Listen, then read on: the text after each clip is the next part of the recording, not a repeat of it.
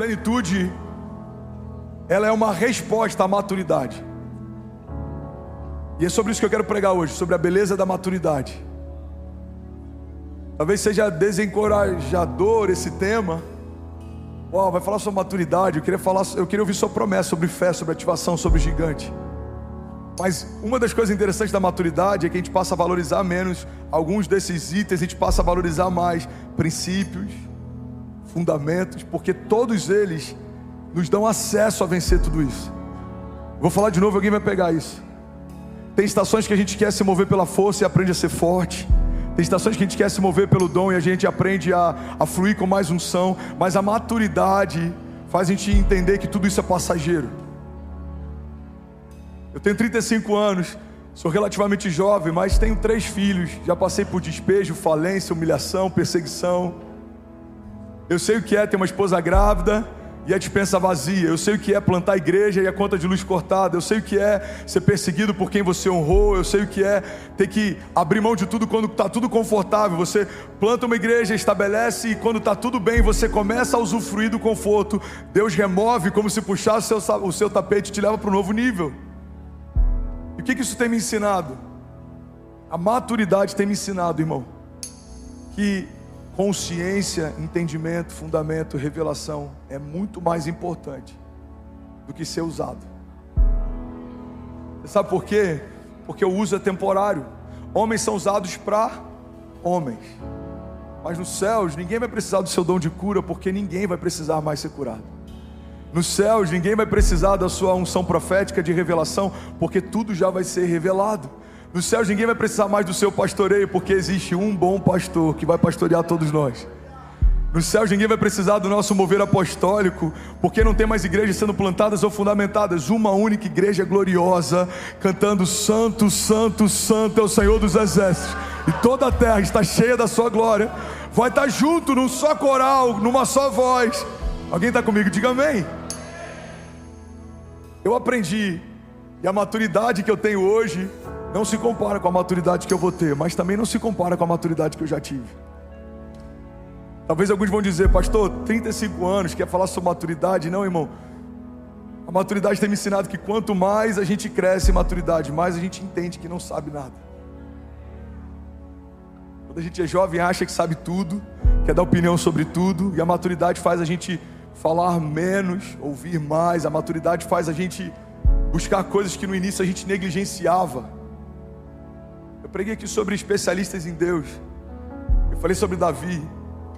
A maior graça que havia sobre Davi não era o fato dele ter sido forjado para batalhas. Davi era um guerreiro porque precisava guerrear, mas Deus não chamou ele fundamentalmente para ser um homem de guerra. Deus chamou ele para ser rei. E por que ele batalhava? Porque ele precisava batalhar. Essa é a diferença entre meninos e homens. Meninos fazem o que querem fazer, homens fazem o que precisa ser feito. Você está comigo?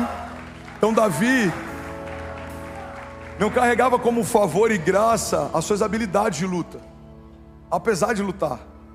Davi não carregava como centro da sua história e do seu legado habilidades em guerras, apesar de guerrear.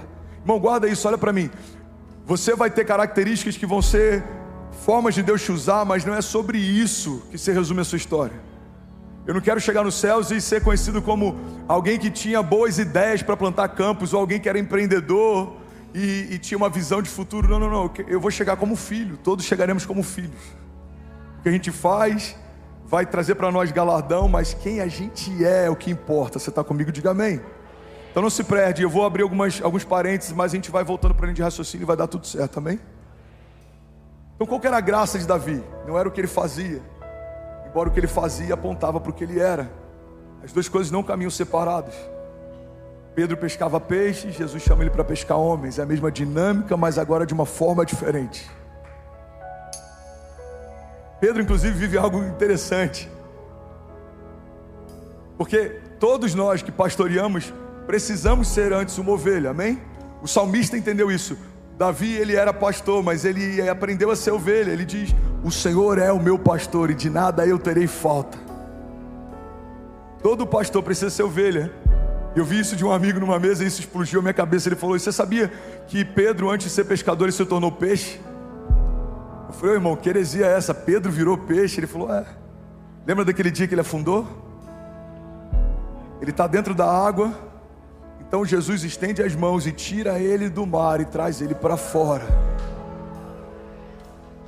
Para ele se tornar um pescador de homens, alguém precisou pescá-lo também.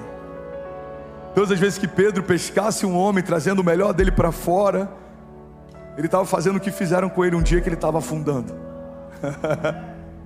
Então qual que era a graça de Davi? A graça de Davi é que Davi se tornou um especialista em Deus.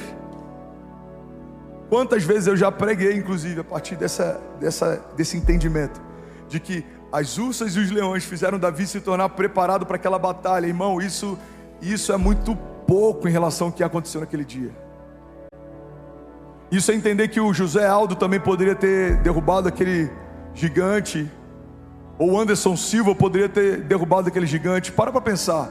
Muitas vezes, sem perceber, a gente pega a história de Davi e acha que o mais glorioso que aconteceu naquele dia é o fato dele ter sido preparado para um grande dia em que as habilidades de luta dele fizeram ele vencer. Irmão, se a gente entende assim, a gente tira a glória de Deus da história. Pastor, então por que a Bíblia diz que ele foi preparado com ursas e leões para aquele dia? Não é sobre vencer lutas, ele foi ensinado e ele aprendeu a confiar em Deus. Por que ele cresceu enfrentando ursas e leões? Porque ele confiou em Deus para vencer uma ursa, ele confiou em Deus para vencer um leão, ele confiou em Deus para vencer o gigante. Davi não se tornou um lutador extraordinário necessariamente. A glória do legado de Davi é que ele se tornou um especialista em Deus. Eu lembro do que Deus fez no passado, eu sei que Deus vai fazer hoje. Eu lembro do Deus que me livrou no passado, eu sei que Deus vai me livrar hoje. Alguém está comigo? Diga amém. Você quer um exemplo claro disso? Saul. Se a habilidade de vencer fosse a característica principal do ministério de Davi, ele teria matado Saul. E a gente diria: olha, ele matou ursas, leões, gigantes e Saul. Faz sentido? Foi um novo nível de perseguição. Quando pastoreava, animais perseguiam o rebanho. Uau, isso é muito forte, irmão, pega isso. Quando ele pastoreava, o nível de perseguição eram animais perseguindo o rebanho. Quando ele vai para uma escala maior, uma patente maior, agora são gigantes perseguindo o exército do Deus vivo. Mas e quando ele recebe a unção de rei? Agora são reis perseguindo ele. Para cada nova patente que você recebe, novas patentes de retaliação vão tentar parar você. Porque no início te paravam com animais, ou pelo menos tentavam, depois com gigantes. Mas se você assumiu a estatura de rei, reis vão te perseguir. Faz sentido sim ou não? Então a maturidade, irmão, faz, em primeiro lugar, a gente entender que não é sobre a força de Davi, é sobre o Deus de Davi. Não é sobre a habilidade de lutar de Davi, é sobre a habilidade de confiar de Davi. Por isso ele é um homem segundo o coração de Deus, porque ele confia em Deus, ele espera em Deus, ele depende de Deus. Irmão, olha para mim. A Bíblia fala que até os moços tropeçam e caem, se cansam. Mas aqueles que esperam no Senhor, aqueles que confiam no Senhor, voam alto como águias. A palavra está dizendo o tempo inteiro que é sobre maturidade, revelação, consciência. Não é sobre o teu ímpeto de fazer, não é sobre a tua vitalidade ou vigor para fazer. Da mesma forma, o oposto também é uma realidade. Não é porque somos velhos que nos tornamos maduros. No ministério eu conheci alguns meninos de 60 anos. Eu conheci alguns meninos de 70 anos. Nunca conseguiram honrar o que Deus fez na nova geração. Não viveram nada na sua e não usufruíram do que Deus estava fazendo na nova. A maturidade, irmão, ela tem várias características. Uma das características da maturidade é que a gente começa a valorizar o que realmente é importante. A gente começa a colocar no seu devido lugar aquilo que não é. Maturidade faz a gente ficar mais centrado, a maturidade faz a gente ficar mais temente, a maturidade faz a gente ficar mais conectado a princípios e fundamentos do que a emoção. Quando a gente é novo na fé, qualquer arrepio a gente já entende que é Deus. Quando a gente é maduro na fé, por mais que a gente possa estar arrepiado, a gente quer algo a mais. O que tem além do arrepio? O que tem quando as luzes se apagam? O que sobra quando o culto acaba? Maturidade, irmão, É uma das chaves do ministério de Davi, da história de Davi. E é sobre isso que eu quero pregar nessa manhã. Você está comigo? Diga amém. Davi era um homem segundo o coração de Deus. Ele aprendeu a se tornar um especialista em Deus. Agora, sabe o que é interessante? Na nova aliança, a gente tem uma nova perspectiva de maturidade. Segundo a nova aliança, segundo a dinâmica da nova aliança, a partir da perspectiva da nova aliança, a maturidade está ligada ao seu nível de revelação de quem Deus é. Está ligado ao seu nível de revelação de quem Jesus é. E logo, isso está ligado ao nível de revelação de quem você é. Porque, irmão, pega isso. Todas as vezes que você tem uma nova medida de revelação de quem Deus é, Deus te dá uma nova medida de revelação de quem você é. Vou falar de novo e alguém vai pegar isso aqui. Todas as vezes que você acessa um novo nível de revelação de quem Deus é, Deus te dá acesso ao novo nível de revelação de quem você é. Pega isso. Foi assim com Pedro. Jesus fala, olha, alguns estão dizendo que eu sou um profeta. Outros dizem que eu sou Elias, outros dizem que eu sou fulano, beltrano. Mas vocês, quem vocês dizem que eu sou? Aí Pedro tem uma revelação gloriosa, ele fala, você é o Filho de Deus, você é o Cordeiro de Deus que tira o pecado do mundo, você é o Messias. Jesus olha para ele e fala, Pedro, essa revelação não foi nem carne nem sangue que te deu, mas o próprio Espírito de Deus. E a partir dessa revelação, eu vou edificar minha igreja. Pedro, você é rocha, Petros. Olha que interessante isso. Você está comigo? Diga amém. Algumas religiões entenderam que Pedro era a pedra fundamental da igreja. E por isso, começaram a tratar ele como o primeiro papa, pai da igreja. Mas no original, o que Jesus está dizendo é que ele é um fragmento de rocha, não é a própria rocha. A rocha é Jesus, mas nós somos fragmentos dessa rocha. E sabe o que é interessante? Se você pegar um geólogo, alguém que entende de rocha, o que não é o meu caso, você vai confirmar algo que eu vou liberar sobre você aqui hoje. Você pega uma rocha e você pega um pequeno fragmento dela e você vai estudar, você vai perceber que esse pequeno fragmento de rocha contém as mesmas características da rocha em que foi removida. O que Jesus está dizendo é o seguinte, Pedro, você teve uma revelação e a partir dessa revelação eu edificarei a minha igreja. Que revelação é essa? De que eu sou o Cordeiro de Deus que tira o pecado do mundo. E por conta da revelação que Pedro tem, Jesus dá para ele uma revelação sobre quem Pedro é. Você é um fragmento dessa rocha. Você carrega as características que eu tenho. Você é parte de quem eu sou. Irmão, guarda isso. Todas as vezes que homens tiveram uma nova medida de revelação de quem Deus é, receberam de Deus uma nova medida de revelação de quem são. Por isso que a Bíblia fala, olha, a gente precisa conhecer e prosseguir em conhecer a Deus. Porque quanto mais eu conheço a Deus, mais eu conheço sobre mim. Quanto mais eu conheço a respeito de quem Deus é, mais eu tenho paz em saber como Deus age. Você lembra daquele episódio da tempestade? Alguém está recebendo algo de Deus aqui? Eu estou feliz em pregar aqui hoje. Aquele episódio da tempestade, a Bíblia diz que Jesus se levanta e ele exorta. Ele dá uma palavra, ele fala, mar, acalma-te, vento, aquieta-te. E o mar obedece, o vento obedece. Então os discípulos perguntam entre si, quem é esse que até o vento e o mar lhe obedecem? A gente acha extraordinário o que Jesus fez, mas tão extraordinário quanto é o que Jesus sabia para fazer o que fez. Jesus sabia que aquela tempestade não era uma obra do Pai, por isso ele repreende. Ele fala, tempestade, cessa, vento, cala-te, mar, acalma-te. Irmão, pega isso. Jesus jamais repreenderia algo que o próprio Pai fez. Logo, Jesus sabia o que não era do Pai, e por isso ele sabia o que era do Pai. Irmão, olha para mim, tem muita gente abraçando propostas, achando que são promessas. Tem muita gente celebrando filhos da precipitação, achando que são filhos da promessa. Deus te promete algo, você tenta dar um jeitinho, você faz algo parecido. Qual que é o problema?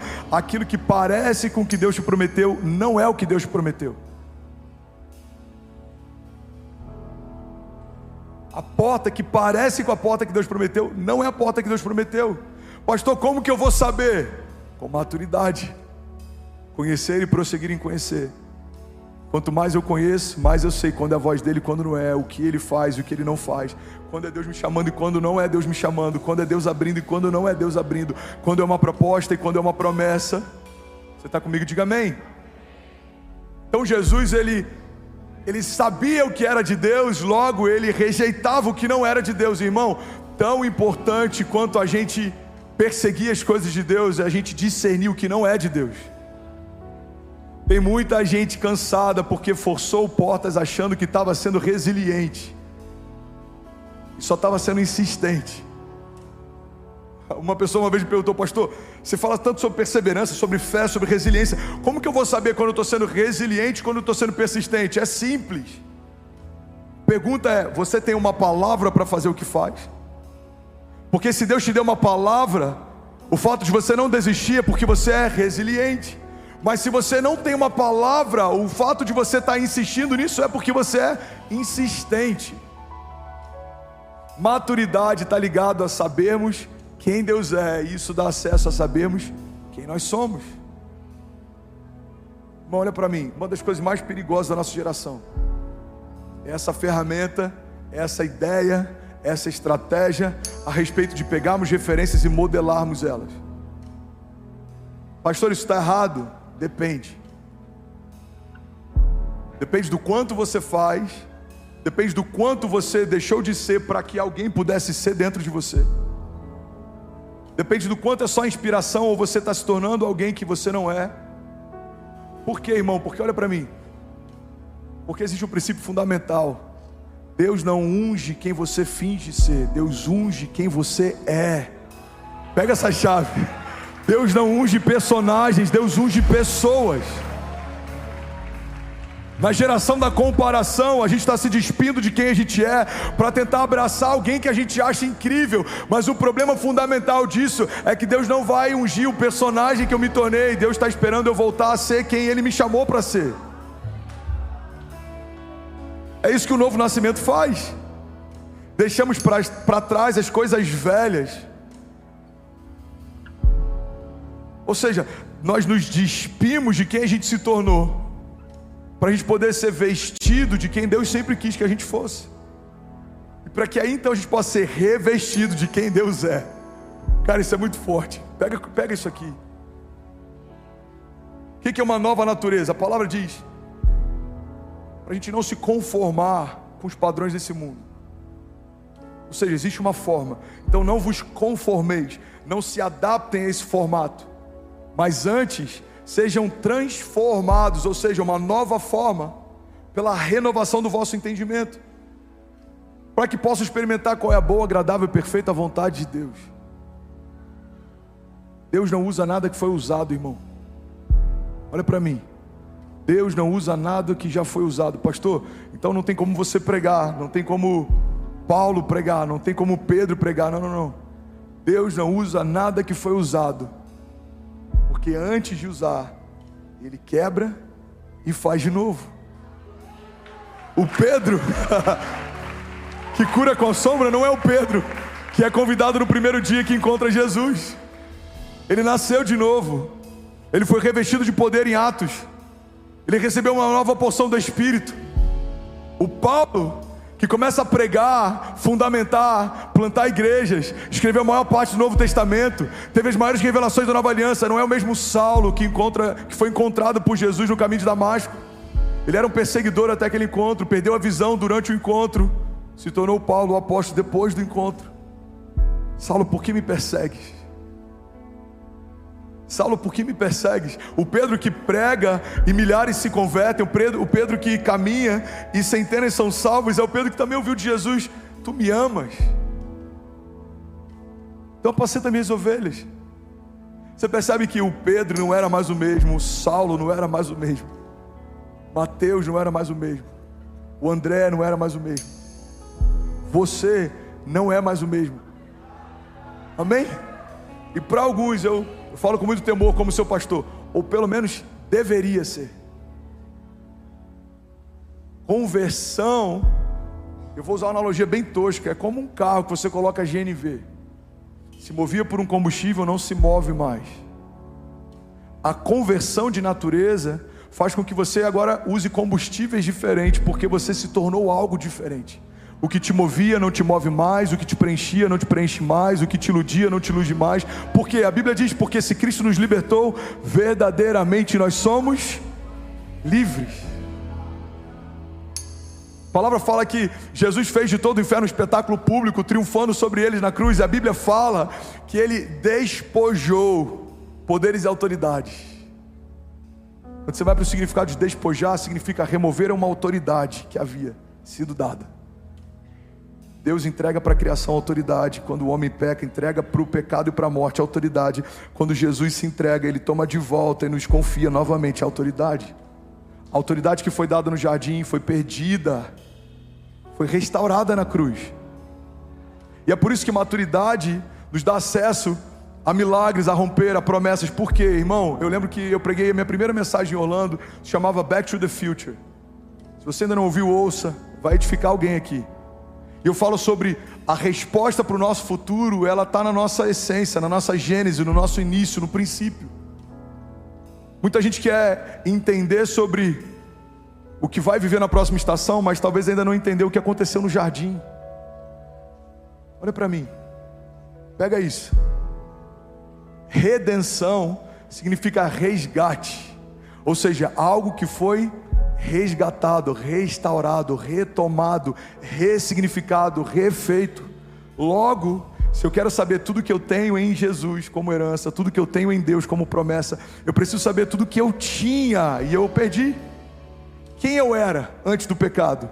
O que Deus me confiou antes do pecado? Porque a graça nos coloca no lugar como se o pecado nunca tivesse existido. Você volta a ter autoridade em nome de Jesus. Você volta a ter governo sobre a criação e sobre a terra. Você volta a ter voz profética e liderança. Você volta a ter imortalidade, porque agora você se tornou um com o Pai por toda a eternidade. Você volta a ter acesso à própria vida de Deus, o fôlego que foi soprado em Gênesis, o zoe de Deus, o fôlego de vida que foi soprado sobre a criação no 6º dia, foi restaurado através de Jesus na redenção. A gente vai para Gênesis. Eu amo esses cultos que não dá nem para a gente entrar no sermão, porque Deus leva para um lugar. Você está comigo? Diga amém. A gente vai para Gênesis. A Bíblia diz que Deus fez o homem com as mãos, do pó da terra, mas ele ainda não tinha vida. Cara, isso é muito forte. Pega isso em nome de Jesus. O que a Bíblia está ensinando é que você pode ter sido feito, você pode estar de pé, mas você não necessariamente está vivo. A gente vê essa mesma dinâmica naquele momento do Vale de Ossos Secos. Ele fala para o profeta: esse Vale de Ossos Secos por acaso pode voltar a viver? Ele fala: Senhor, tu sabes. Então abre a tua boca e profetiza. E aí o profeta fala: Vale de Ossos Secos, ouçam o que diz a voz do Senhor. E aí começa a se ouvir um som de ossos se juntando a ossos, e um exército grande se levanta. Mas a Bíblia diz que então o Senhor soprou sobre eles o Espírito e eles passaram a viver. Nem todo mundo que está de pé está vivo. Nem todo mundo que está batalhando está vivo. Nem todo mundo que está funcionando está vivo. Bom, olha para mim, Deus não chamou uma igreja para funcionar. Deus chamou uma igreja para viver a vida do tipo de Deus. Alguém está comigo aqui? Alguém recebe isso aqui? Aleluia. Aleluia. Então olha que poderoso, lá em Gênesis, Deus fez o homem. E aí então ele sopra sobre o homem o fôlego de vida. Alguém lembra desse momento da história? Quando a gente vai para o original, esse sopro, esse fôlego de vida que Deus sopra sobre o homem, se chama Zoe, ou seja, a própria vida de Deus. Sabe onde a gente vê esse termo no original de novo? Com Jesus. Jesus fala: o inimigo veio para roubar, matar e destruir, mas eu vim para que tenham vida, e vida em abundância. A vida que Jesus cita nesse momento não é uma vida comum, é o Zoe, a própria vida de Deus. O que Jesus está dizendo é: a vida que o meu pai soprou no jardim, eu vim para que seja soprado de novo em vocês. A vida que você recebeu no princípio, quando não havia pecado, eu vim para que seja soprada de novo, como se o pecado não houvesse mais. Maturidade, irmão, faz a gente entender quem Deus é. Isso faz a gente entender quem a gente é. Você que entregou a sua vida para Jesus, confessou Jesus como o seu único e suficiente Salvador, mergulhou nas águas do batismo, crê que só através dele há salvação, que ele é o caminho, a verdade e a vida. Você se tornou um com o Pai, você se tornou filho, não mais escravo, mas agora filho de Deus. Você carrega uma porção de Deus, você carrega unção de Deus, você carrega promessas de Deus, e você precisa caminhar à altura disso, porque não faz sentido um herdeiro de tudo que vive como um miserável. Não faz sentido um herdeiro de tudo que vive dependendo de favor de homens. Não faz sentido alguém que foi chamado para governar, que vive sempre dependendo do próximo passo do governo. Irmão, nós precisamos ressignificar o que somos em Deus.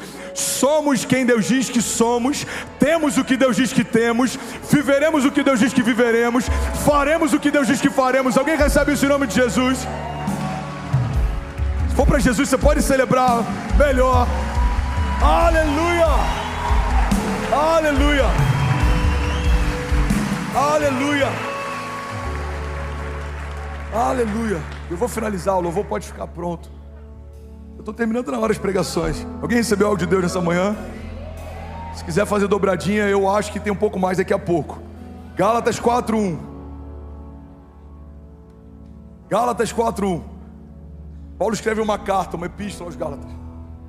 Ele fala sobre um princípio, que é o que eu acabei de fundamentar aqui. Na nova aliança, revelação está ligado à maturidade. Ou seja, a partir da nova aliança, um homem maduro não é alguém que viveu muitas coisas, é alguém que sabe quem Deus é. Vou falar isso de novo. Na nova aliança, um homem maduro não é alguém que viveu muitas coisas, irmão. Não é alguém que aprendeu na escola da vida, alguém que aprendeu na escola da fé. Um homem maduro, a partir da perspectiva da nova aliança, é um homem que sabe quem Deus é. Gálatas 4:1. Digo, porém, que enquanto o herdeiro é menor de idade, em nada difere de um escravo, embora seja dono de tudo. Enquanto o herdeiro é criança, é imaturo, ele não difere de nada de um escravo, embora seja dono de tudo. No entanto, ele está sujeito a guardiães e administradores até o tempo determinado pelo seu Pai. Assim também nós, quando éramos menores, estávamos escravizados aos princípios elementares do mundo. Mas quando chegou a plenitude do tempo, Deus enviou o seu Filho nascido de mulher, nascido debaixo da lei, a fim de redimir os que estavam sob a lei, para que recebêssemos a adoção de filhos. E porque vocês são filhos, Deus enviou o Espírito do seu Filho aos seus corações, o qual clama: Abba, Pai. Assim, você não é mais escravo, mas filho. E porque você é filho, Deus também o tornou herdeiro. Você pode celebrar Jesus no seu lugar, de verdade. Aleluia! E aí, tudo bem? Você acabou agora de assistir um vídeo. Se você ainda não está inscrito, já se inscreve também no nosso canal, ativa esse sininho aqui embaixo de notificação, e toda vez que eu fizer uma live ou estiver transmitindo uma mensagem ao vivo, você vai ser um dos primeiros a saber. Mas eu deixei mais 2 indicações aqui que eu espero que façam muito sentido para você. Então já aproveita e clica para assistir a próxima mensagem, beleza? Seja bem-vindo ao time de incendiários, e eu espero de verdade que essas mensagens mudem a sua vida como elas têm mudado a minha também. Até a próxima. Valeu!